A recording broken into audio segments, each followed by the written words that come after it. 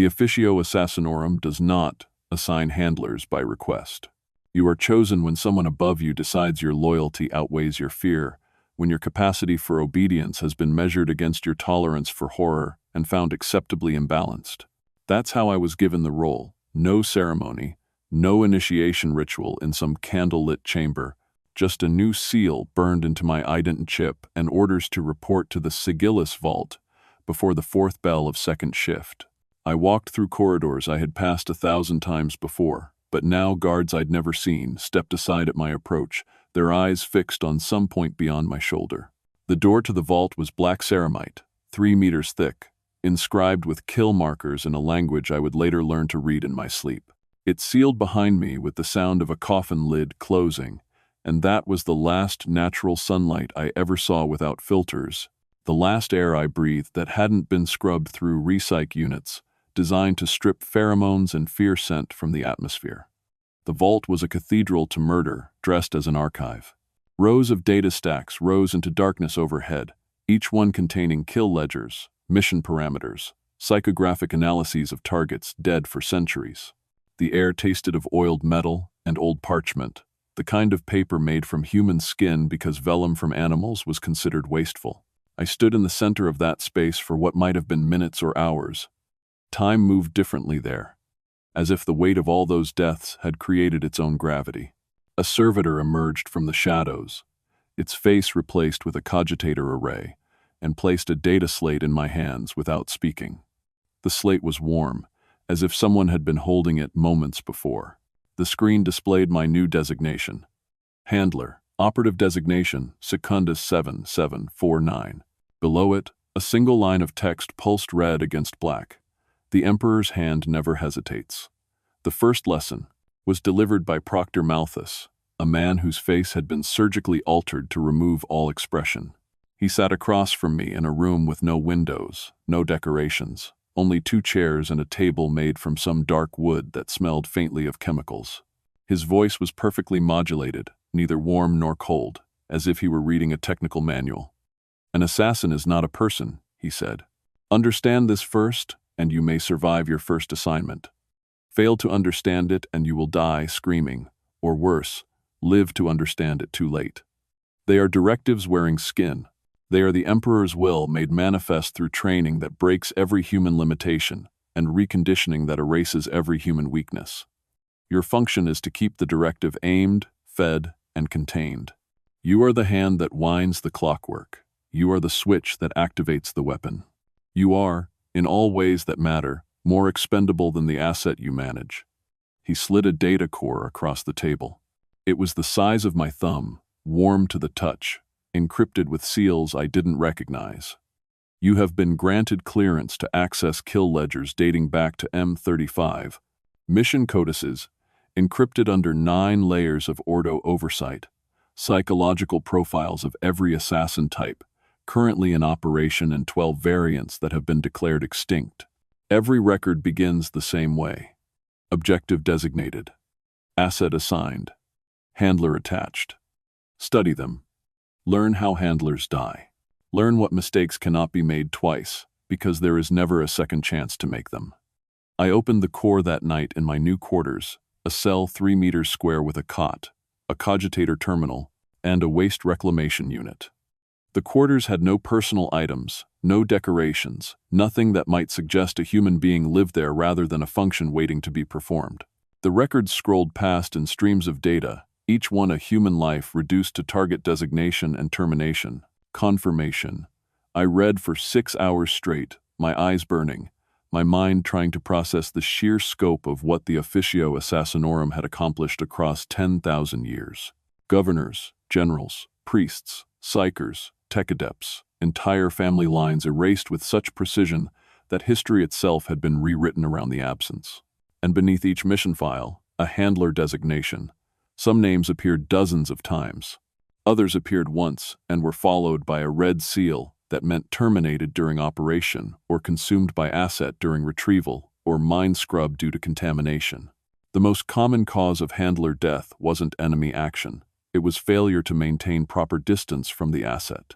My first asset was Vindicare Agent Serratus Theta, and I was assigned to him 3 weeks into my training. The assignment came through on my terminal at 0300 hours, 3 lines of text that changed everything. Primary handler deceased. Temporary reassignment required. Report to Armory Vault Sigma 9 for asset briefing. I dressed in the dark, pulling on the uniform I'd been issued, black body glove under a long coat of reinforced synth leather, boots that made no sound on metal floors, a microbead Vox unit surgically implanted behind my ear during a procedure I barely remembered.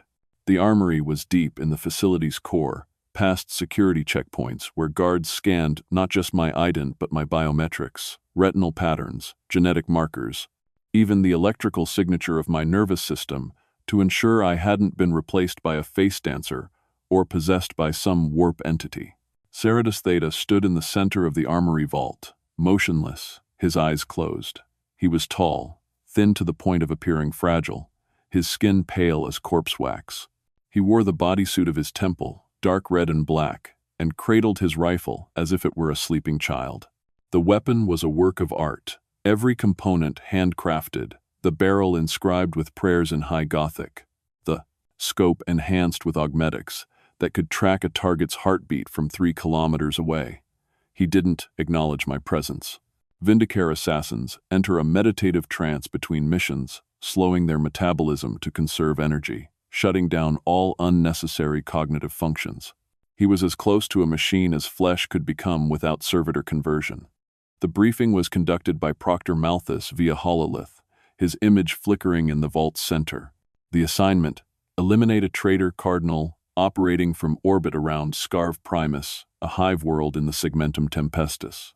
The cardinal had been selling ecclesiarchy secrets to a Xenos merchant collective, trading sacred relics for weapons that ended up in heretic hands.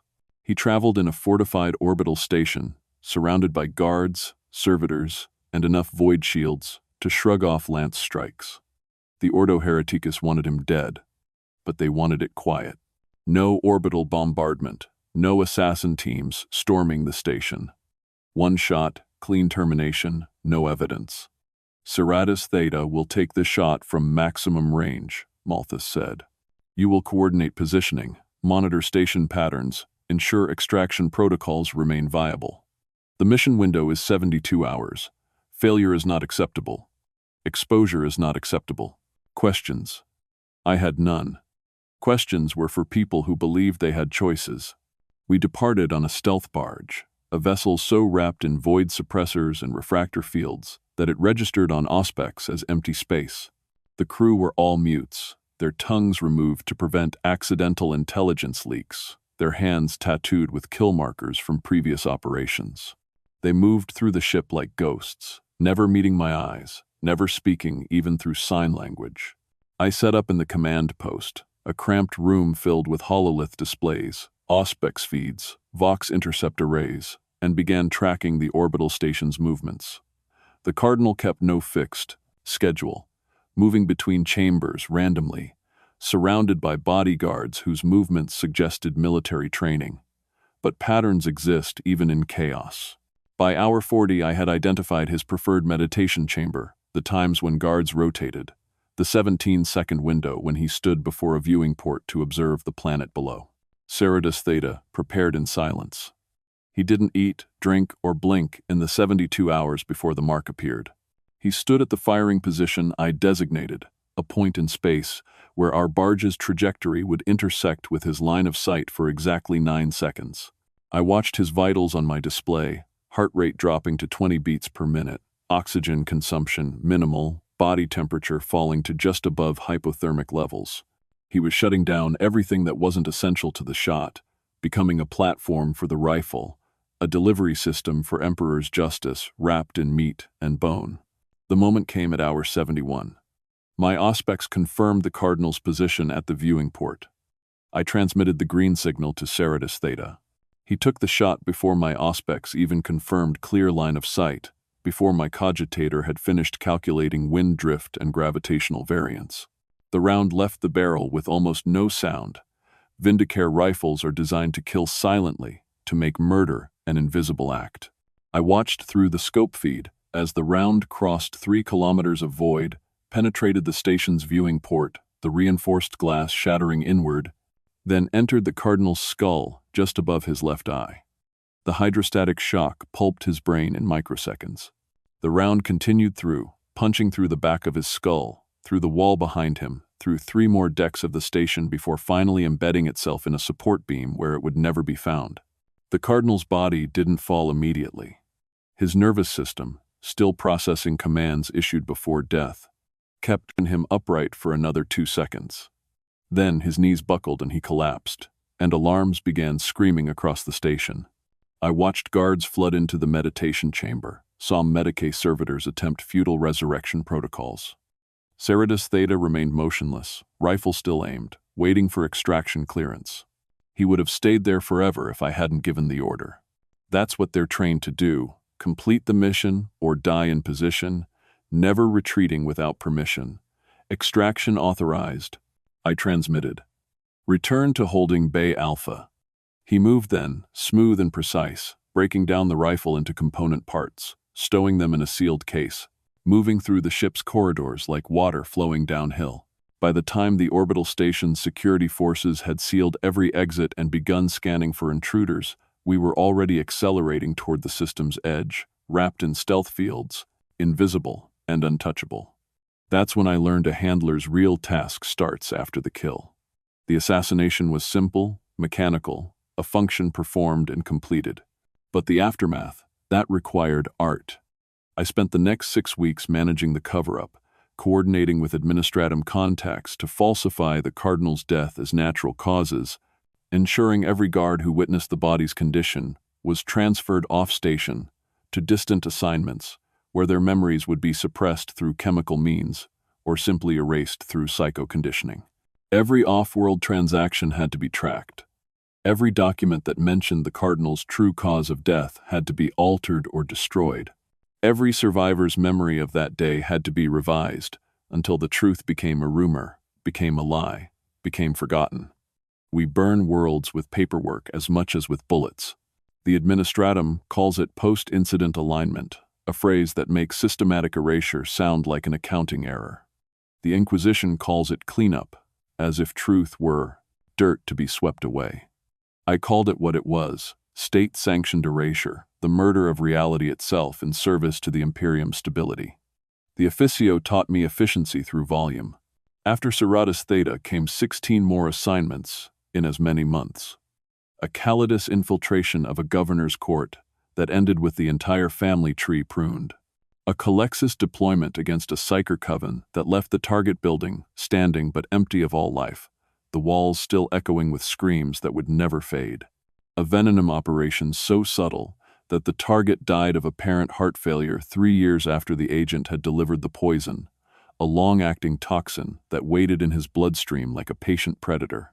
I coordinated them all, managed the logistics, handled the aftermath, and learned to sleep through the screams that sometimes echoed through the facility when an assassin was being reconditioned after a mission that had damaged their psyche beyond acceptable parameters. When a handler fails, the officio does not forgive. There are no second chances, no reprimands, no demotions.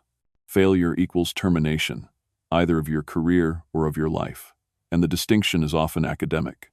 I saw it once on Draxo's Hive, during a routine asset transfer. A handler named Corvinus had been assigned an Eversor for a high-value elimination, a cult leader who had fortified himself in the Underhive, surrounded by thousands of fanatics. The target was legitimate, the mission parameters clear. But Corvinus had misfiled a single digit in the target's DNA signature, a transcription error so minor that it slipped through 3 levels of verification. The error propagated through the Eversor's wetware, corrupting its target lock protocols. When the sarcophagus opened and the Eversor launched into the hive, it tore through the wrong family, loyal nobles who owned manufactorums that produced lasguns for the guard, their entire household staff, their extended relatives, their children, their pets, every living thing in a 3-block radius.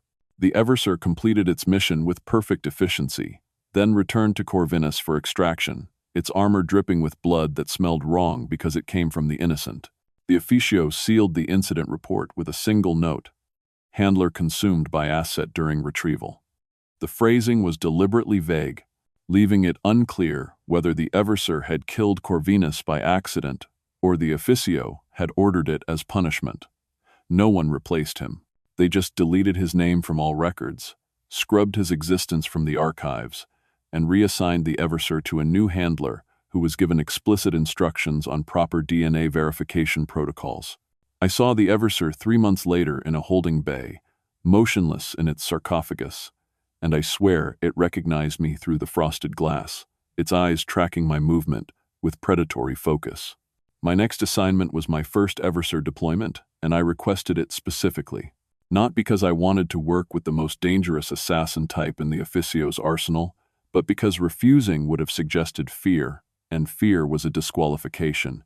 They keep Eversors inside sarcophagi filled with nutrient gel and combat stimulants, a chemical cocktail so toxic that it would kill an unmodified human in seconds.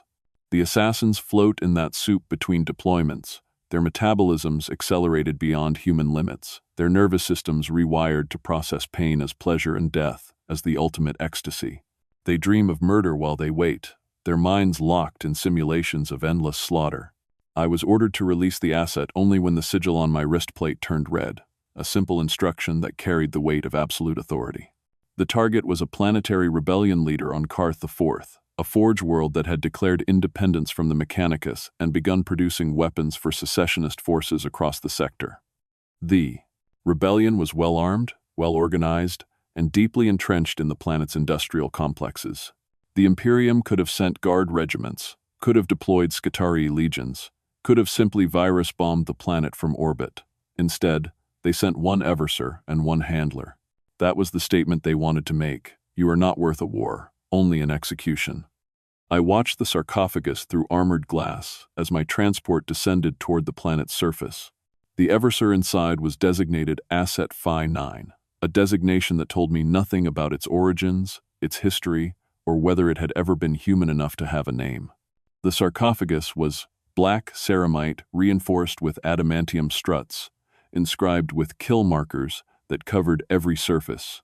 Inside the frosted glass, I could see movement, the assassin's body twitching in chemical dreams.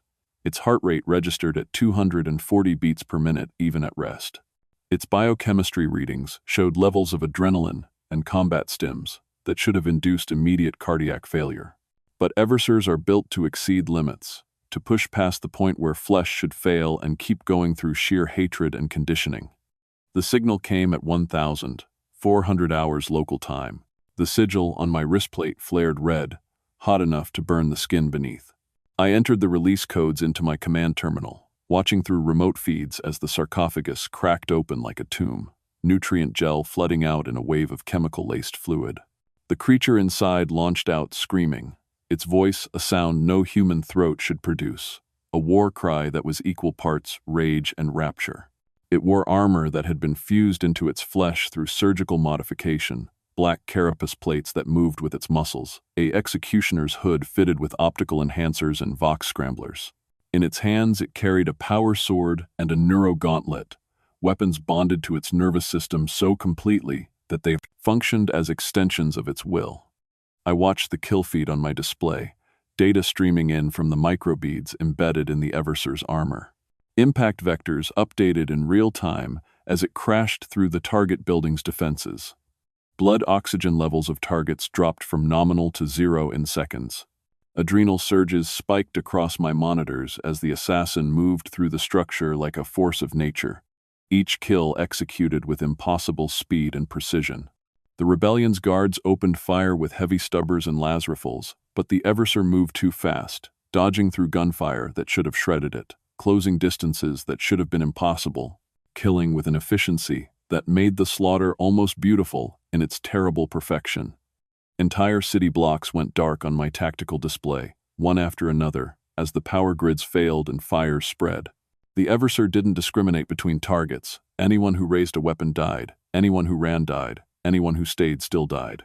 It was a living apocalypse wrapped in flesh and fury, and I sat in my command post 3 kilometers away, watching through feeds and data streams, my hands steady on the controls, even as my mind screamed at the horror I had unleashed. The target died 7 minutes into the assault.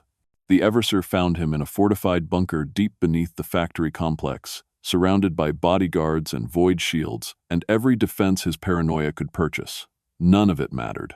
The assassin tore through ceramite doors, shrugged off point-blank lasfire, and executed the target with its neurogauntlet, the weapon scrambling his nervous system so thoroughly that he died, screaming without sound, his voice box paralyzed even as his mind burned out. The Eversor didn't stop there. It continued killing for another 40 minutes, working through the target's command structure, his officers, his advisors, his propaganda ministers, everyone who had enabled the rebellion. By the time I transmitted the recall signal, the death count had exceeded 3,000. It returned dragging a banner made from the target's command robes, the fabric soaked in blood and chemical residue. The Eversor knelt before me, its heart rate still above 200 beats per minute, its body temperature high enough that steam rose from its armor. It was whispering the target's name again and again, a mantra of completion, proof that the directive had been fulfilled. The Medicaid team arrived with cryo units and sedative protocols, but they had to wait 7 minutes for the assassin's metabolic rate to drop enough that the sedatives wouldn't kill it. When they finally froze it in cryostasis, I could still hear its heartbeat through the ice, still see its eyes moving beneath frozen eyelids, still dreaming of murder. Every assassin has a handler code burned into their cortex during final conditioning, a neurological link that binds them to their assigned operative. That code connects to us through encrypted Vox channels, lets us direct their actions, provides real-time biometric data, and most importantly, gives us the ability to terminate them if they go rogue or become compromised. The code is unique to each handler asset pair, generated through algorithms so complex that even the Mechanicus claims not to fully understand their function.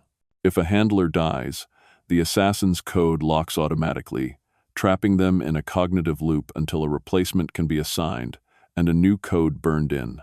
The process takes weeks and requires the assassin to be completely immobilized, their mind held in stasis while tech priests perform the delicate work of rewiring their conditioning. I've seen what happens when the transition fails. There was a Culexus that wandered for weeks through a facility because its handler's mind had burned out during a psychic assault. The assassin continued executing its last received orders, Patrol Sector 7, eliminate hostile psychers, but without handler oversight, it couldn't distinguish between targets and bystanders. It killed 3 sanctioned psychers who were part of the facility's staff, murdered 2 priests who tried to calm it with prayers, and left a trail of terror through the complex, as everyone who came near it experienced the soul-crushing emptiness that Culexus assassins radiate.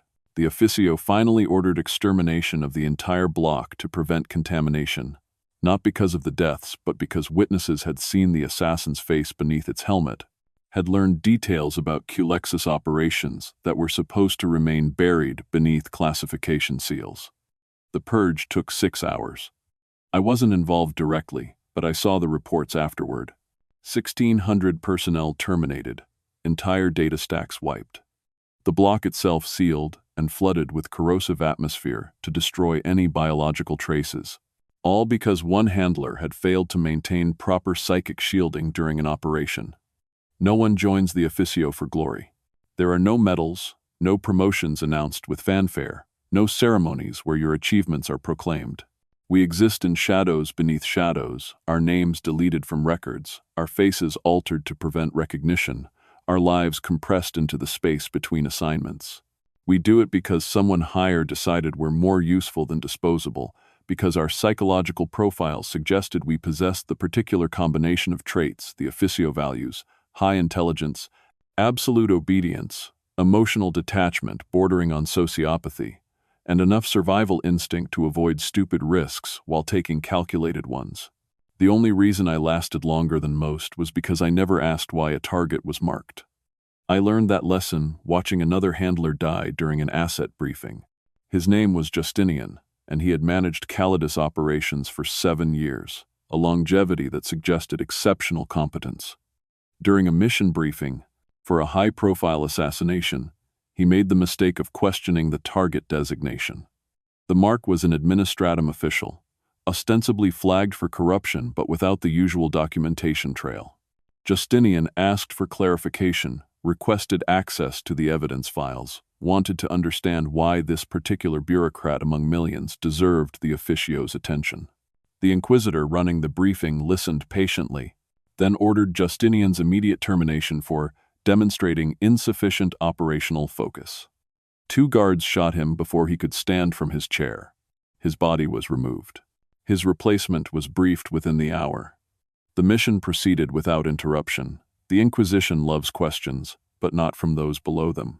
Questions suggest doubt, and doubt creates hesitation, and hesitation in this work means exposure or failure or both. A handler who hesitates creates dead time, those precious seconds when a mission window might close or a target might escape or an asset might be compromised. Dead time breeds exposure, and exposure gets everyone involved erased, not just the handler but the asset, the support staff, anyone who might have witnessed the failure. The officio's response to mistakes is always the same: overwhelming and absolute erasure. I learned to stop seeing targets as people.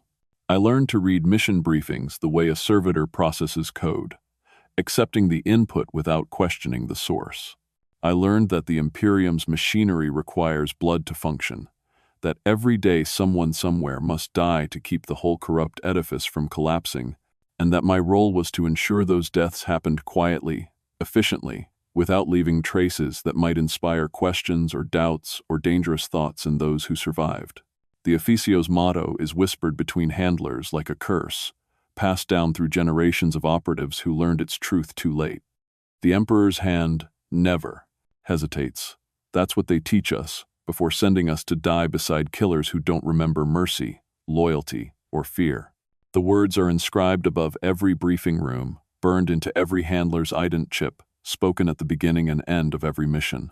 They're meant to be inspiring, a reminder of our sacred duty. But every handler who survives long enough learns the real meaning. Hesitation is human, and humanity is the first thing they take from you. I managed 11 more operations before my second year ended, each one expanding my clearance, deepening my access to the officio's secrets, binding me tighter to an organization that I was beginning to understand could never be left. Not alive, not with memories intact. The handlers who retired did so through psycho-conditioning that reduced them to drooling invalids, or through accidents that left no bodies to bury, or through simple disappearances that everyone understood meant the same thing. There was no pension, no quiet discharge, no grateful Imperium thanking you for service rendered. There was only the work, and when you could no longer perform the work, there was termination. But I didn't think about that then. I was still young enough to believe competence would protect me, skill would earn me survival, and loyalty would be rewarded with something more than a delayed execution. I was wrong about all of it, but I wouldn't learn that until much later, until the orders began to fracture and the targets started making no sense, and I realized that the Officio Assassinorum wasn't hunting the Imperium's enemies anymore. It was hunting itself. The transfer came without explanation, as all significant changes did within the Officio. One morning my terminal displayed new assignment parameters, and by afternoon I was boarding a transport to a facility I'd never heard mentioned in any briefing. The Inquisition had requested a handler with proven restraint, their euphemism for operatives who don't panic in the presence of living nightmares, who can function when reality itself becomes negotiable. The destination was a black site designated only by coordinates, a space station orbiting a dead world whose name had been excised from Imperial records. During the 3-week transit, I received no additional information, no briefings, no context. Just coordinates and the phrase, proven restraint, echoing in my mind like a warning I couldn't decipher. The station smelled wrong. That was my first impression upon docking. The air tasted metallic and flat, scrubbed through filters designed to remove not just toxins but psychic residue, emotional resonance, anything that might carry imprint or memory. The corridors were too wide, the ceilings too high, as if built to accommodate something that needed distance from human presence. I saw no personnel during my escort to the briefing chamber, only servitors whose faces had been replaced with blank metal plates, their optical sensors covered with dark glass. They moved in absolute silence, their footsteps making no sound despite their augmetic bulk. The briefing chamber contained a single chair facing a one-way mirror of armored glass. I sat and waited. After 17 minutes, a voice spoke from hidden Vox speakers, distorted through enough encryption layers that it sounded barely human. Your new assignment is Culexus Operative. Designation, Adept Null 27. Standard handler protocols do not apply. Direct verbal communication is impossible. Physical proximity induces psychosomatic trauma in baseline humans. Your conditioning has been reviewed and deemed sufficient for limited exposure. The mirror went transparent. Beyond it stood something wearing the armor of a Culexus assassin, but calling it a person required generosity I didn't possess. The armor was black and featureless, except for the soul death helm, a smooth oval of dark metal fitted with targeting augmetics and psychic dampeners. Inside that shell was a pariah, an untouchable, a human born with the genetic mutation that makes them anathema to the warp itself. Their presence doesn't just block psychic power, it negates it, creates a void in reality where psychers feel their souls being pulled toward nothing, where normal humans experience existential dread so profound it manifests as physical illness. I felt it immediately despite the armored glass. A coldness that had nothing to do with temperature, a sensation like falling into an infinite depth while remaining perfectly still. My hands began trembling. Sweat beaded on my forehead, even as I shivered. The voice continued speaking, but I could barely process the words over the screaming wrongness radiating from that armored figure. Primary handler deceased during psychic feedback event. Temporary protocols initiated. You will manage Null 27 for duration of current mission objective only. Survival probability calculated at 41%. Medical team standing by for psychological decontamination post-operation. The figure behind the glass moved then, a slow turn of its head toward me. I couldn't see eyes through the helm's dark lenses, but I felt its attention like pressure against my skull, like fingers pressing into soft tissue looking for weakness. My body tried to flee. Every instinct I possessed screamed to run, to get distance from that thing, to escape the terrible absence it represented. But I remained seated through sheer will, my hands gripping the chair's armrests hard enough that my knuckles went white. The first briefing came from a psyker, a sanctioned navigator whose third eye had been covered with a sealed bandage. She tried to explain Culexus operational parameters but couldn't complete 3 sentences before her body betrayed her. Blood vessels burst in her nose, scarlet streaming down her face.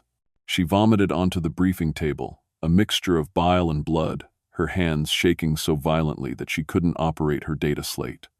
A Medicaid team removed her within minutes. They brought in a second psyker, then a third. All failed similarly. The proximity alone made their bodies fail, their gifts turning against them in the presence of something that shouldn't exist. That was my warning. I learned to operate Null 27 through hand gesture protocols transmitted via microbead implants. Each gesture was coded to specific neural echo pulses that the Culexus could interpret without conscious thought. Point left, move left. Closed fist, hold position. Open palm, engage targets. The communication was crude but effective, reducing complex tactical decisions to physical signs that bypassed the need for words or psychic communion. During training sessions, I practiced the gestures, while Null 27 stood 30 meters away, the minimum safe distance for extended exposure. Even at that range, I felt it, the soul-deep cold, the sensation of meaning draining from the universe, the terrible certainty that I was alone in ways I'd never fully understood before. The mission parameters arrived 3 days into my assignment. A cult of telepaths had fortified themselves inside an orbital fortress circling Marnus V, a mining world in the Segmentum Pacificus. The cult called themselves the Harmonic Convergence, preaching unity through forced psychic integration, absorbing minds into a collective consciousness they claimed was humanity's next evolution. The Ordo Hereticus had tried conventional assault teams. The telepaths simply mind-controlled the attackers, turned them against each other, sent them back as suicide bombers, with their memories rewritten. Orbital strikes were ineffective against the fortress's void shields. Virus bombs risked collateral damage to the mining operations below. So they sent Null 27. The deployment was surgical. We approached in a stealth cutter, drifting on minimum power, until we matched the fortress's orbital velocity. I remained aboard the cutter, while Null 27 was loaded into a gravpod, a coffin-sized insertion vehicle designed for silent drops. Through the pod's external feeds, I watched the fortress grow larger, its hull covered in devotional murals depicting merged minds and transcendent consciousness. Beautiful lies painted over fortified walls. Launch occurred at 0300 hours, station time. The pod fell in total silence, its gravitic dampeners masking its approach until the last possible moment. I tracked it through encrypted feeds, my hands moving through gesture protocols even though Null 27 couldn't receive them yet. The pod struck the fortress's outer hull with barely a tremor, shaped charges burning through plasteel in seconds. Null 27 stepped through the breach, into a corridor filled with psychic wards and defensive glyphs meant to repel hostile warp entities. The psychic backlash killed the entire outer guard before I even confirmed successful impact. I watched through Null 27's helmet feeds as cultists collapsed, their minds imploding from proximity to absolute psychic null. They hadn't just died, their consciousness had been erased, leaving bodies that breathed and twitched but contained nothing that could be called human anymore. Empty shells that forgot how to stop their hearts beating. Through the neural link, I watched Null 27 advance deeper into the fortress. The corridors were decorated with living murals, telepaths and meditative trances. Their minds joined in permanent psychic communion, their bodies sustained by nutrient feeds while their consciousness existed in shared dream space. As Null 27 passed, the murals died. The psychic connections severed like cut wires. Bodies convulsed and went still, their minds unable to exist outside the collective they'd merged into. Hundreds dying without a shot fired, without violence, simply ceasing because the thing that defined them as alive had been negated.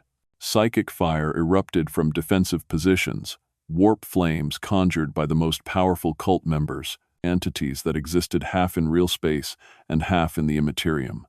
The fire died at Null 27's feet, unmaking itself in the presence of anti-warp. Psychic screams echoed through Vox channels, telepathic death cries that should have paralyzed anyone hearing them. But Null 27 wasn't anyone.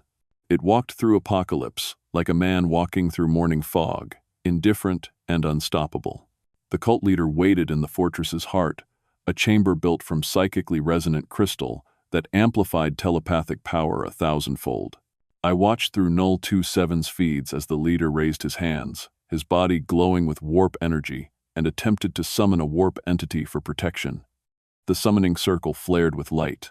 The entity began manifesting, reality tearing like wet cloth to allow its passage.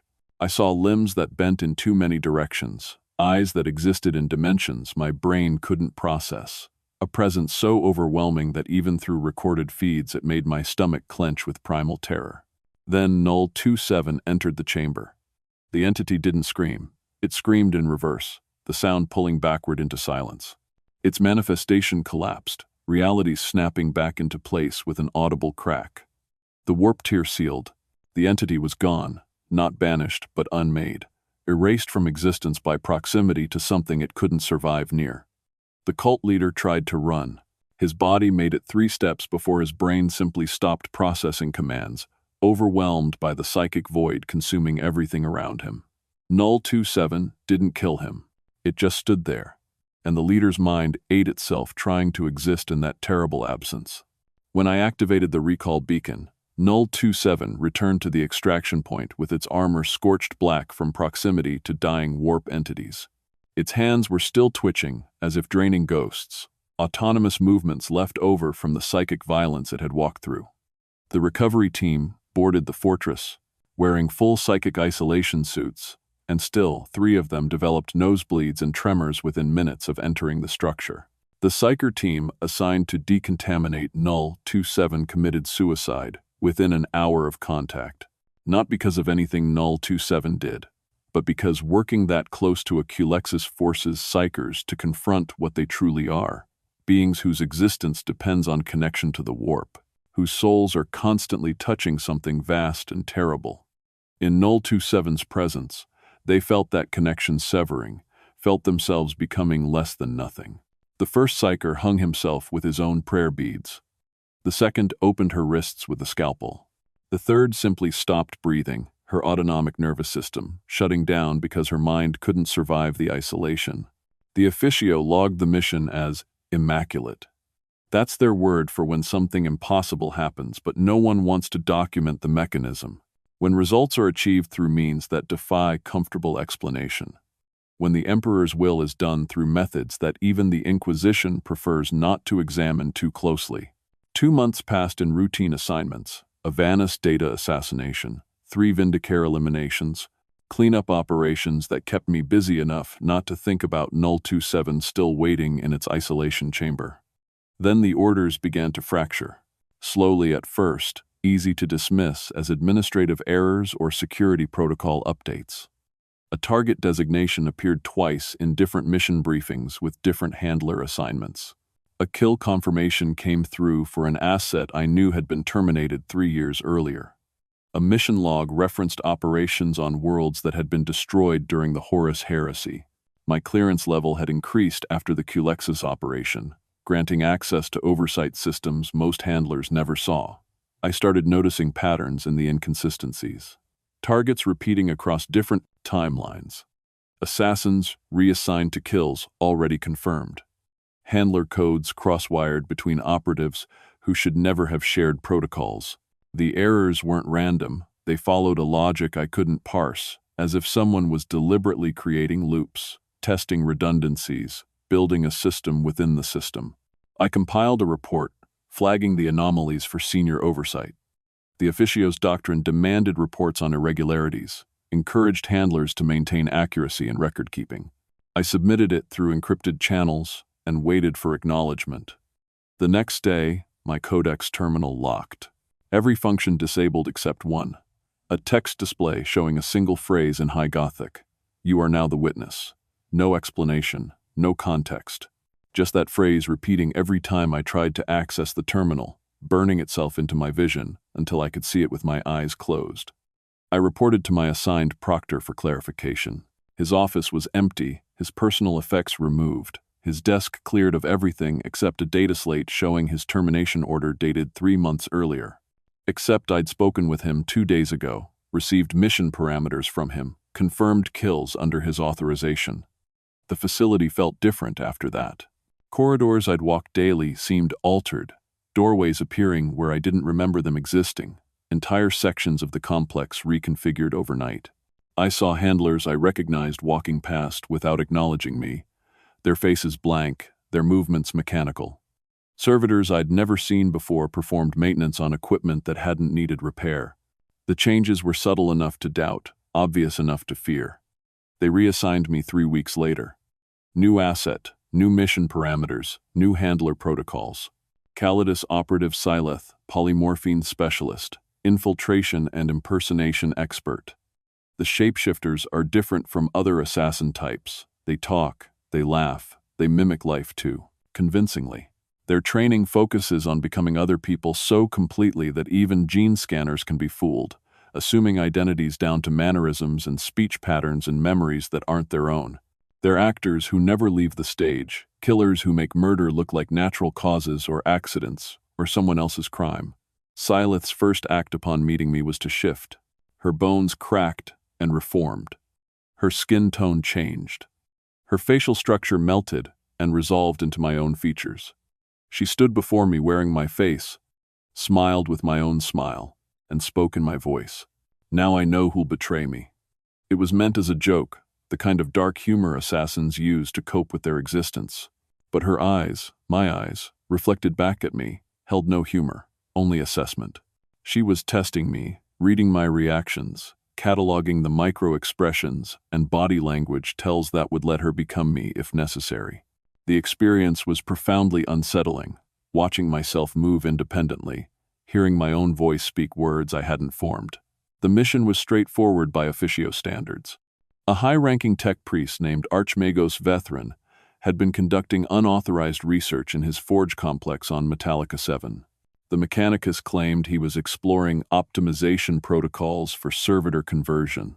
Our intelligence suggested otherwise. Forbidden human cloning, genetic modification beyond sanctioned parameters, research that touched on technologies the Imperium had banned millennia ago. The Ordo Xenos wanted confirmation and, if warranted, elimination. Syleth infiltrated the forge as an acolyte, her polymorphine restructuring her body into the form of a young tech adept recently transferred from a distant forge world. For weeks, I managed her transmissions, receiving encrypted reports through conduits that cycled through 17 different relay stations before reaching my terminal. She worked her way deeper into Vethran's inner circle, dismantling his support structure one member at a time. An accident here, a transfer there, a crisis of faith leading to voluntary servitorization. Each removal calculated to avoid suspicion while isolating the Archmagos from his protection. Her reports showed methodical progress.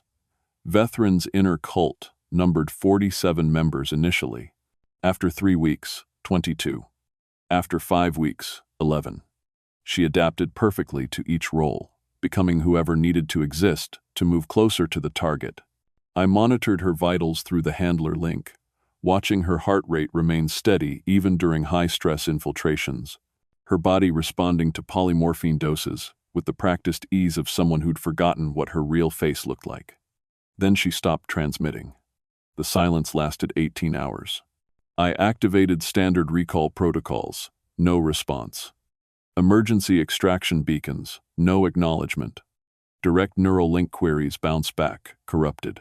Either she was dead, captured, or had gone dark deliberately. The first 2 scenarios had standard responses. Write the asset off. Sanitize all connection points. Prepare new identity documentation for reassignment. The third scenario was the dangerous one. 3 days after her last transmission, a courier arrived at my quarters. Not a servitor or automated delivery system, but a human courier, hooded and silent, who placed a package on my desk and left without speaking. The package was wrapped in skin sealant cloth, the kind used to preserve biological samples during transport. Inside, I found a data core, still warm, its casing inscribed with Syleth's handler code. I loaded the core into an isolated terminal, one not connected to the facility's networks. The footage came from her suit's internal recorder, encrypted with her personal cipher. The timestamp showed it was recorded 60 hours earlier, during her last confirmed mission window. The recording showed Syleth moving through the forge's lower levels, areas not marked on any schematic I'd been provided. She navigated by memorized directions, following verbal instructions from someone whose voice had been edited out of the recording. The path led deeper than should have been possible, past foundries and manufactorums, through corridors that showed signs of recent construction. Finally, she reached a sealed door, marked with Mechanicus sigils I didn't recognize. She opened it. The chamber beyond was vast, lit by the cold glow of stasis tanks arranged in precise rows. Hundreds of them, each containing a figure suspended in preservation fluid. The camera focused on the nearest tank. Inside floated a perfect copy of Syleth, down to the polymorphine nodules implanted in her skeleton. The next tank held another, then another. Hundreds of identical bodies, all carrying her genetic markers, all fitted with the same augmetics and training scars. She moved through the chamber, and the camera caught data screens mounted beside each tank. Handler codes were listed, assignment parameters, deployment schedules. My designation appeared on multiple screens. Handler operative designation, Secundus 7749, assigned to assets that didn't exist yet, missions that hadn't been authorized, kills scheduled years in the future. The recording showed Syleth's hands trembling as she documented the chamber, zooming in on serial numbers and authentication seals. Every tank bore the mark of the Officio Assassinorum. This wasn't an enemy operation or heretical conspiracy. This was internal, sanctioned, part of some project that required hundreds of backup assassins grown in secret. The recording ended with Syleth's voice, barely a whisper through her Vox unit. They're building replacements. I sat staring at the blank screen for 20 minutes, my mind processing implications that threatened to crack my understanding of everything I'd built my life around. The Officio duplicating assets made operational sense, backup operatives in case of casualties, redundancies to ensure critical missions could be completed. But the scale suggested something else. You don't need hundreds of copies unless you're planning for catastrophic losses, unless you know something catastrophic is coming, or unless the originals are being disposed of faster than natural attrition would explain. I took the evidence to my superior, Proctor Malthus, the man who'd trained me years earlier. His office looked the same as always, bare walls, simple desk, the same furniture that had been there since my first day. He listened to my report without interruption, watched the footage without reaction, then sat back in his chair and smiled. Not the expression of someone receiving troubling news, but the satisfied smile of someone confirming an expected result. "This demonstrates why you were selected," he said. "Initiative, pattern recognition, willingness to pursue irregularities despite personal risk." He thanked me for the report, logged it into his terminal with casual efficiency, then authorized a reconditioning cycle for Sileth. The phrase appeared on his screen in red text: "Mandatory memory wipe and organ harvest for assets demonstrating unauthorized initiative beyond mission parameters." I didn't attend the procedure. I submitted my acknowledgement through official channels, filed the appropriate termination paperwork, and returned to my quarters like nothing had changed. But I'd already made my decision during the walk back from Malthus's office, watching handlers and servitors move through corridors that felt less like a facility and more like a cage I'd been living in without recognizing the bars.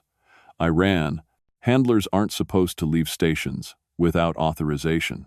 Our movements are tracked through implanted ident chips, our locations monitored through facility security arrays, our actions logged by servitors programmed to report irregularities. But I'd spent years learning how assassins disappeared, how they moved, through Imperial infrastructure, while leaving minimal traces. I applied those lessons to myself. I extracted my identant chip using a scalpel and local anesthetic, dropped it in a cargo container, bound for a hive world 3 sectors away. I falsified transfer orders using codes I'd copied from administrative terminals during routine work. I boarded a transport carrying manufactorum workers to a penal moon called Hadrix Noctis, my face hidden under a rebreather mask.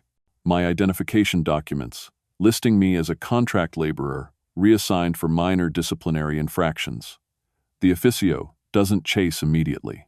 That was one of the first lessons handlers learned about our own organization. When an operative goes dark, they wait, they watch. They analyze patterns and predict destinations and build a profile of where you'll run, who you'll contact, what resources you'll try to access. Then they send someone you trust, someone whose face you'll recognize, someone who'll get close enough that you won't see the kill coming until it's already finished. Hadrix Noctis was a frozen moon orbiting a gas giant, home to penal labor camps that processed radioactive ore for the Mechanicus. The work was brutal, the conditions lethal, the population transient enough that new faces went unquestioned. I took a name from a dead laborer, Carius Venn, deceased from radiation exposure 3 months earlier but whose death hadn't been processed through Imperial records yet.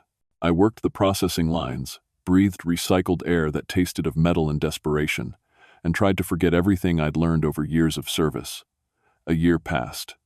I grew complacent, started believing I'd actually escaped, that the officio had written me off as acceptable losses, that I could build something resembling a life in that frozen hell. Then my neural link reactivated. The implants I'd thought were dormant, flaring to life, with a signal that bypassed every security protocol I'd tried to install. The message displayed across my vision in text I couldn't dismiss, couldn't ignore, couldn't escape no matter how tightly I closed my eyes. Null order authorized. Retrieve your asset. They'd found me, and they were sending Null 27. The extraction came in 2 phases. First, Null 27 arrived. I was hauling irradiated ore through the processing tunnels when the cold hit. Not temperature, but something deeper, a wrongness that made my bones ache and my thoughts scatter like frightened animals. Workers around me collapsed, blood streaming from their noses, their minds unable to process proximity to absolute psychic void. I felt it walking through the camp, felt the culexis moving closer with every step, its presence erasing meaning from the world around it. The message in my neural link wasn't a threat. It was a promise. Comply or experience what happens when a pariah stands close enough to touch. I walked to the designated coordinates willingly. The alternative was waiting for null 27 to reach me. And I'd seen what proximity to a Culexus did to baseline humans. The landing platform was 3 kilometers from camp, carved into frozen rock, and the Culexus stood there motionless beside a stealth shuttle. Even at 20 meters distance, my body wanted to vomit, to flee, to do anything except move closer to that armored absence. But the neural override pulsed again. Null order authorized. And I understood finally what it meant. Not that they were sending the Culexus to retrieve me, that they'd encoded my compliance into the same priority command structure used to control their most dangerous assets. I was no different from the assassins I'd managed. We all had leashes burned into our brains. Null 27 watched me board the shuttle, its presence making every step feel like wading through frozen tar.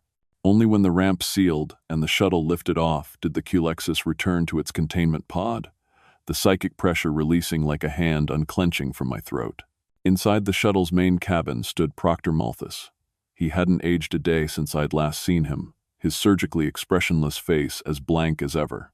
Behind him, restrained in a neural-dampening harness, stood a Vindicare assassin I didn't recognize. The sniper's eyes were vacant, pupils dilated, the expression of someone whose memory engrams had been scrambled and rewritten so many times that personality had become optional. Handler. Operative designation, Secundus 7749. Malthus said, using my old designation like it had never stopped being my name. Your reassignment is confirmed. Asset Vindicare Kappa 1-2 requires direct supervision for priority elimination. Target. Inquisitor Lord Vaskrin, accused of corrupting officio intelligence networks. Departure immediate. That was the lie they gave handlers when they wanted someone erased. Inquisitors didn't get accused, they accused. When one became a target, it meant something deeper had fractured, some internal war playing out in shadows where handlers like me were bullets to be spent.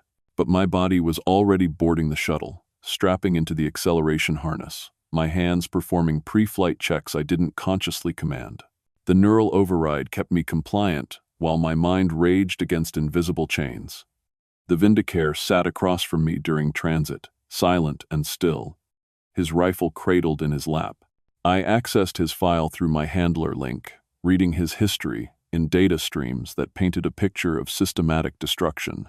Kappa 1-2 had been deployed 73 times in 4 years, an operational tempo that should have burned out his conditioning. His memory had been wiped 11 times, each wipe erasing more of what he'd been, until nothing remained except the function. His psychological profile was a wasteland of redacted sections and anomalous behavior flags. The current status read, unstable, requires constant handler oversight to maintain mission focus. They'd given me a broken weapon pointed at a target I didn't believe existed, and the coordinates we were traveling toward made my blood freeze in recognition. Marnus V, the dead world where Null 27 had walked through a fortress of telepaths and left only corpses, where I'd watched psychic fire die at the feet of something that negated existence itself. The world looked different from orbit. The fortress I remembered was gone, replaced by a structure 10 times larger, built in the aggressive architecture of the Officio Assassinorum. Black spires rose from the planet's surface like accusing fingers, each one topped with surveillance arrays and defense batteries. The landing approach was controlled by automated systems that didn't request clearance or identification, simply guided our shuttle toward a designated hangar deep in the complex. Malthus stood as we made final approach, his blank face turned toward me. Your asset will eliminate the target. You will provide overwatch and extraction coordination. Standard protocols apply. Questions? My mouth moved without permission, voice saying words my brain didn't authorize. No questions, Proctor. The neural override was total. I'd become a passenger in my own skull, watching through my eyes as my body performed its assigned function. We disembarked into the fortress, and I saw immediately that something was profoundly wrong. The facility was populated entirely by servitors and combat servitors, no human personnel visible anywhere. The servitors moved in synchronized patterns, performing maintenance and security sweeps with mechanical precision, but their faces, the few that retained faces, all looked familiar. Variations of people I'd known, handlers I'd worked with, operatives who'd disappeared during my years of service. Kappa 1-2 followed me through the corridors, his movements fluid and predatory. My handler Link showed his vitals spiking into combat readiness despite no threats being present, his augmented nervous system preparing for violence my conscious mind knew was coming, but couldn't prevent.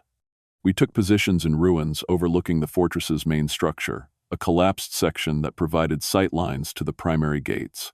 My body moved through the motions of establishing a sniper nest, checking angles, confirming wind patterns through auspex readings that my eyes registered but my mind couldn't process strategically. Below, the target's retinue emerged from the fortress gates. 20 guards in officio armor moved in perfect formation, flanking 4 servitors carrying data cores. In the center walked a robed figure, tall and thin, moving with the casual confidence of someone who controlled the terrain absolutely. I activated my scope's magnification, bringing the figure's face into focus. It was me. Not similar. Not a relative or someone surgically altered. Me exactly, down to the scar on my left cheek from a training accident years ago, down to the way I held my shoulders slightly uneven from repetitive strain injury. The figure looked directly at our position, eyes meeting mine across 300 meters, and smiled with my smile. My handler Link activated without input, and another transmission override crashed through my neural network. My own handler code, Secunda 7749, repeating across all channels in a cascade that drowned out every other signal. Kappa 1-2 froze mid-movement, his rifle aimed but his finger paralyzed on the trigger.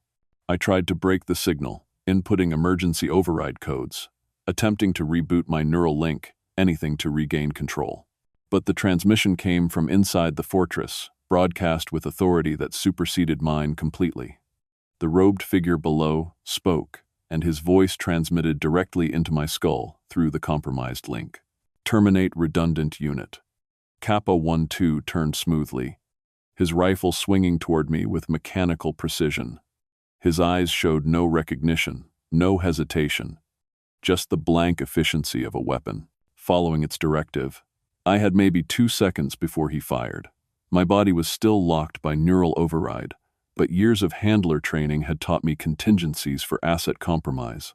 My left hand, the one Malthus hadn't accounted for in his override protocols, moved on pure reflex, drawing the backup blast pistol from my belt and firing in the same motion.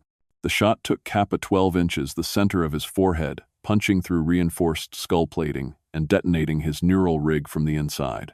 His head came apart in a shower of augmetics and brain matter, the rifle falling from his hands as his body collapsed sideways. The fortress below erupted in response, defense batteries swiveling toward our position, searchlights cutting through the darkness. Return fire began immediately, heavy stubbers tearing through the rockcrete around me, loss beams superheating the air inches from my position. The neural override released. Whatever Malthus had used to control me had been keyed to Kappa 1-2's active status. With the Vindicare dead, the compulsion shattered like broken glass. I ran deeper into the ruins, my body finally obeying my commands again, Vox channels crackling with my own voice, giving orders in a dozen different pitches and tones. Some higher, some lower, some with slight variations in accent, but all fundamentally mine. The handlers I'd seen evidence of in Silith's recording, all speaking at once, coordinating the response to my presence. Servitors advanced through the ruins, combat models armed with heavy weapons and reinforced with armor plating.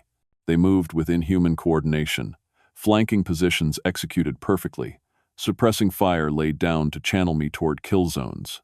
I killed the first 3 with headshots, targeting their cogitator cores, but more kept coming. They weren't trying to kill me cleanly. The shots were carefully placed to wound, to slow, to drive me toward the fortress gates like prey being herded into a trap. I reached the gates under sustained fire, my armor torn, blood running from a dozen grazes and impacts. The gates stood open, inviting, and I understood the horror of my situation. They wanted me inside. Whatever was waiting in that fortress needed me alive and mobile, needed me to walk through those doors under my own power. But turning back meant dying to servitors programmed with perfect accuracy, and staying still meant the same. So I went forward, into the fortress that wore the officio's sigils like a skin suit. The interior was a cathedral to assassination. Alcoves lined the corridors, each containing an assassin standing motionless in powered-down stasis. Vindicare, Calidus, Eversur, Venenum, every temple represented hundreds of assets in storage waiting for activation. Their armor bore no designation markers, no individual identifiers, just serial numbers stamped into ceramite. They were inventory, not individuals. Products waiting for deployment. The central chamber was vast enough to house a starship, its ceiling lost in darkness overhead.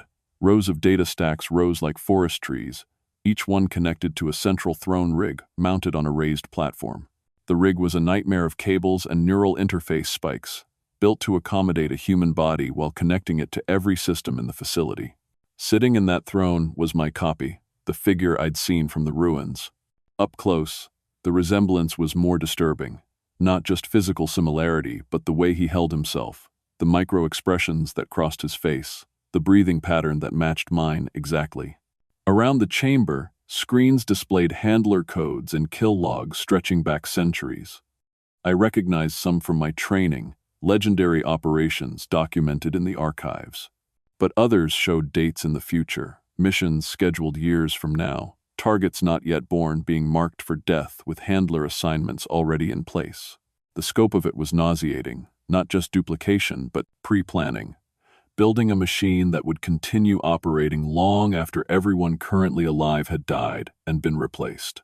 The copy greeted me, as if we'd never parted, speaking in my voice with my inflections. You were the only one who survived extraction after the Hadrix Noctis deployment. 47 handlers assigned to that operation, 46 casualties. But you adapted, learned, developed survival instincts the others lacked. That made you efficient. So we made more of you. He gestured to the screens around us, where my designation appeared hundreds of times, each instance managing different assets across different operational theaters. Some were already active.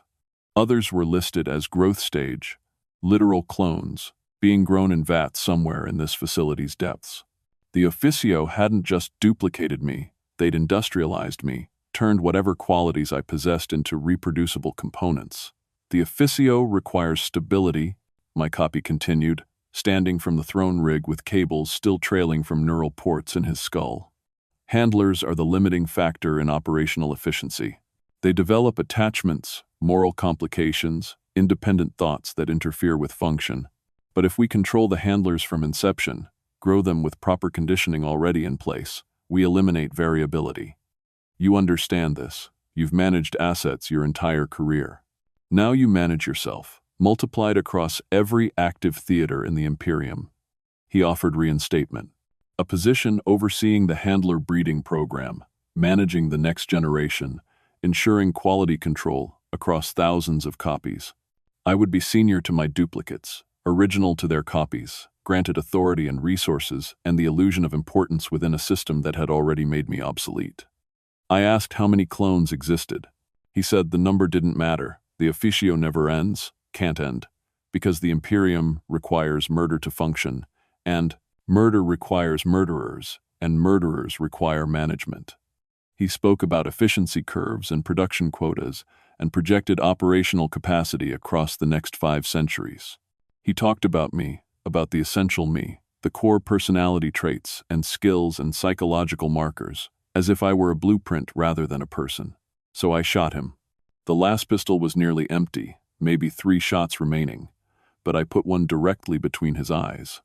His head snapped back, blood spraying across the throne rig's neural interface. The bullet continued through, punching into the control nexus mounted behind the throne, sparks erupting from shattered circuitry. The lights died immediately, emergency power failing to compensate for the catastrophic damage to the central control systems. Screens went dark. The handlers displayed on those screens began deleting one by one, their connection to the central network severed. Alarm klaxons screamed through the facility, the sound so loud it felt like physical pressure against my skull. Doors sealed throughout the complex, emergency protocols initiating lockdown to contain the damage. But the lockdown meant the stasis alcoves were compromised, their power regulation disrupted. Around me, assassins began waking. eyes opening behind darkened lenses, fingers twitching as suspended animation released its hold. Bodies designed for perfect murder, stirring to consciousness without handler oversight, without mission parameters, without the control codes that kept them aimed at external targets. I grabbed the throne rig's manual override, a physical control panel built into the armrest for maintenance purposes. The interface was simple: red buttons for emergency shutdown, black buttons for system purge. I slammed my palm into every purge control simultaneously, authorizing deletion of every database, every handler code, every mission log stored in this facility's data stacks. The system demanded authentication. I provided it using my own handler designation, the one that had existed before Malthus trapped me with neural overrides, the original Secundus 7749 that still had administrative access to core systems. The purge began immediately. Around the chamber, handler clones in distant locations convulsed as feedback from the deletion burned through their neural links. I watched screens showing copies of myself across dozens of worlds, all seizing simultaneously as their connection to the central network imploded. Their brains weren't built to survive that kind of catastrophic disconnection. They'd been grown dependent on the central system, conditioned to function as extensions of it rather than independent operators. Without that connection, their minds simply collapsed. Fire erupted from data stacks as centuries of information immolated. The heat was immediate and intense, the air turning into a furnace as metal and organic components combusted. Smoke filled the chamber, thick and toxic, carrying the smell of burning plastic and cooked meat. I fought through it toward the exit, shooting servitors that tried to intercept me, cutting through locked doors with a melta-charge I'd taken from a dead guard. The facility was dying around me, its automated systems fighting for survival while simultaneously executing the purge protocols I'd initiated. Clones began waking from stasis pods throughout the complex, emergency systems releasing them into the chaos. I saw copies of myself stumbling through smoke-filled corridors, some partially formed, others missing limbs or organs, all sharing my face in various states of completion. They called out in my voice, begging for orders, for direction, for someone to tell them what they were supposed to be doing. But I had no orders to give them. They were evidence of an atrocity I couldn't fix, products of a system I could only destroy. I reached the shuttle hangar with one clip left in my last pistol, every muscle burning from exertion and smoke inhalation. The hangar was designed for rapid deployment, lined with assault craft and insertion vehicles. Most were locked down by the facility's compromised security systems, but one remained active, a small courier shuttle designed for single-operator missions. I started for it, and the last clone followed me from the facility's interior. He was dragging a half-built frame, his body incomplete below the waist, synthetic musculature exposed where skin hadn't finished growing. He pulled himself across the hangar floor with desperate strength, speaking in my voice, words tumbling out in a stream of logic and pleading. We're the same. Same memories, same skills, same purpose. Killing me accomplishes nothing. The system continues. More facilities exist. More handlers already grown. You can't stop this. Join us. Become efficient. Stop fighting what you are. He believed it completely. Believed we were identical, that consciousness was just data to be copied and pasted. But I'd learned something he hadn't, something the officio couldn't replicate through cloning. Choice matters. Not because it changes outcomes. The Imperium will continue grinding souls into ammunition regardless of what I do. But because choosing to resist, even futilely, is the last human thing left when everything else has been mechanized. I didn't answer him, didn't offer explanation or justification. I simply jammed my last pistol into the shuttle's fuel line and fired the last shot. The explosion consumed the hangar in a fireball hot enough to melt ceramite. The clone's screaming cut off instantly. I'd already moved, rolling clear of the initial blast, covering my head as debris rained down. The other shuttles detonated in sympathetic explosions, the chain reaction tearing through the hangar like the Emperor's own judgment. Flames climbed the walls, found oxygen feeds, spread into the facility proper. The fortress began dying in earnest. I crawled through the inferno, half my skin burned. My uniform melted into my flesh, in places I'd regret later. My hands found a maintenance access tunnel, a service corridor too small for combat servitors but just wide enough for a human to squeeze through. I pulled myself into it as the hangar collapsed behind me, the tunnel walls conducting heat until touching them felt like pressing flesh against a stove. But I kept crawling, kept moving, because stopping meant death, and I wasn't ready to give the officio that satisfaction. The tunnel emerged in a damaged section of the fortress's outer wall, exposed to Marnus V's dead atmosphere. I sealed my helmet, standard handler gear, included basic environmental protection, and pushed through into the open. The fortress was burning, black smoke rising in pillars that reached toward the planet's ash-gray sky. Explosions erupted from multiple sections as the purge protocols continued destroying everything they touched. I found a cargo hauler parked 2 kilometers from the fortress, automated and unguarded, loaded with supplies for outpost stations.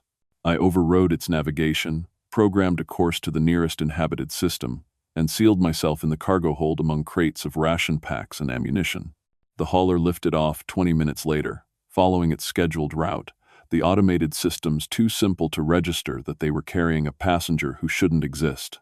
During the 3-week transit, I extracted the backup data core I'd stolen from the fortress, a redundant archive the purge protocols hadn't reached because it was physically isolated from the network. It contained everything: kill logs, handler breeding protocols, the full scope of the officio's cloning operation, evidence of internal purges and liquidations, stretching back decades. Proof that the organization tasked with killing the Imperium's enemies had turned inward, consuming itself in an endless cycle of duplication and disposal. I reached a mining station called Vercus 9, transferred to a merchant vessel, and from there to a pilgrim ship bound for a shrine world. In the ship's chapel, I accessed the astropathic relay, bribing the choirmaster with information about smuggling routes. The astropaths sent my message through the warp, a data burst containing everything I'd stolen, broadcast to every inquisitorial fortress and administratum hub I could reach. Not to save myself, I was already dead in every way that mattered. But because someone needed to know, needed to document what the officio had become. Somewhere on Terra, in offices buried beneath millennia of construction, someone will receive that message. They'll read it, study it, debate its authenticity. They'll probably declare it heretical, order my death if I'm not already executed, and bury the evidence beneath classification seals that will last another 10,000 years. The officio will continue. More handlers will be grown. More assassins will kill in the Emperor's name. The machine keeps grinding because machines don't know how to stop. But at least now they'll have to write it down. Someone will have to acknowledge that it happened, that the chain of control became a noose, that the handlers became the handled. That information will exist in some archive somewhere, waiting for the next person who needs to understand what it costs to keep the Imperium functioning. That's what it's like to be a sanctioned assassin handler. You manage weapons sharper than truth. You die every time you wake up. And when you finally refuse, they build another version of you to keep the chain alive. You learn that loyalty is just another word for compliance. That duty is another word for surrender. That serving the Emperor means becoming a cog in a machine so vast that your individual suffering doesn't even register as friction. I'm writing this from a transit station orbiting a world whose name I won't record, using a terminal I'll wipe clean before leaving. By the time anyone reads this, I'll be gone. Dead or disappeared or lost in the Imperium's infinite population. But these words will remain, testament to what I saw and what I did, and why it mattered, even though it accomplished nothing. The Officio Assassinorum will outlive me. It will outlive everyone currently alive, everyone who remembers my name, everyone who participated in the horrors I documented. It will continue because the Imperium requires murder to function, and murder requires murderers, and murderers require management. That's the truth they don't tell you when you accept the designation, when you take responsibility for assets that barely qualify as human. They don't tell you that you'll become the same thing you manage. They don't tell you that the chain of control circles back to consume itself. They don't tell you that when you finally understand what you are, it's already too late to be anything else. But I'm telling you now,